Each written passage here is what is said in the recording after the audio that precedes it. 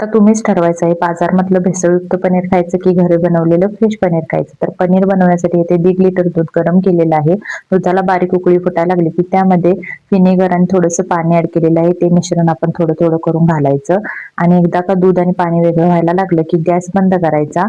त्यानंतर अशा भांड्यावर एक चाळण ठेवायची, त्यामध्ये एक स्वच्छ कपडा ठेवायचा आणि हे फाटलेलं दूध असं छान गाळून घ्यायचं. बघा भांड्यामध्ये अजिबात काही राहिलेलं नाही. त्यानंतर हे पनीर 4 ते 5 वेळा स्वच्छ असं थंड पाण्याने धुवून घ्यायचं, त्यामुळे पनीर एकदम सॉफ्ट बनतं. आता ह्या कपडा चारी बाजूनी गोळा करून असा थोडासा पिळून घ्यायचा आणि यातलं एक्स्ट्रा पाणी निघून जावं यासाठी ताटामध्ये अशा पद्धतीने आपण अरेंजमेंट करून याच्यावरती थोडंसं वेट ठेवून 1 तासभर ठेवून द्यायचं. तर 1 तासभराने बघा तुम्ही ताटामध्ये एक्स्ट्रा पाणी निघालेलं आहे आणि ते आपले छान असं पनीर तयार झालेलं आहे. तर इथे मी तुम्हाला ओपन करून दाखवते. तर हे बघा एकदम छान असं पनीर तयार झालेलं आहे. साधारण 1.5 लिटर दुधामध्ये आपण 300 ग्रॅम पनीर तयार केलेलं आहे. ह्याला हव्या त्या शेपमध्ये आपण असे